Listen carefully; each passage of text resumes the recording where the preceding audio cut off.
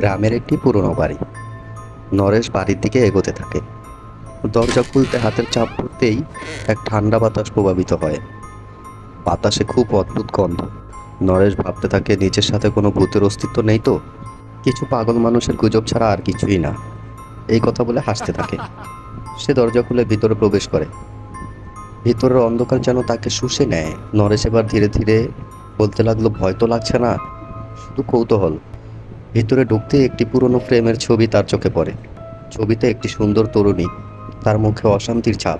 নরেশ এবার ছবির দিকে তাকিয়ে বলতে লাগলো, আরে, এটা তো সেই লতা, কিন্তু সে কেন এত বিষণ্ণ?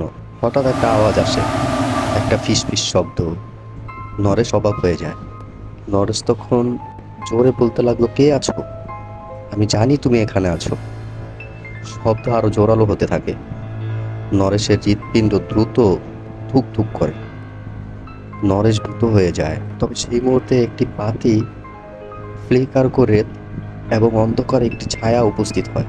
নরেশের চোখ তখন বড় বড় হয়ে যায়। তখন সে বলে, তুমি কে? ছায়া ধীরে ধীরে স্পষ্ট হতে থাকে।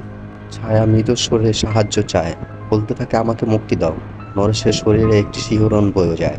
নরেশ ভয়ে বলতে থাকে, তুমি কি, তুমি কি ভূত? ছায়া কিছুক্ষণ নীরব থাকে। ছায়া কান্নার স্বরে, আমার নাম লতা, আমাকে একা রেখেছো। নরেশের মনে নানান প্রশ্ন আসতে থাকে। নরেশ ধীর প্রাণ নিয়ে বলতে থাকে, কে তুমি? আমি তোমার সাহায্য করতে চাই, তুমি আমাকে বলো কি করতে হবে। ছায়াটি অন্ধকারের মধ্যে অদৃশ্য হয়ে যায়। নরেশ স্থির হয়ে দাঁড়িয়ে থাকে। নরেশ নিজের সাথে কি হলো, এই রাতে কি ঘটতে যাচ্ছে, এগুলোই দাঁড়িয়ে দাঁড়িয়ে ভাবতে থাকে। আর ওই দৃশ্য ছায়া ধীরে ধীরে অন্ধকারে ঢেকে যায়। গল্প এই পর্যন্তই। সবাই ভালো থাকবেন, সুস্থ থাকবেন। আল্লাহ হাফেজ।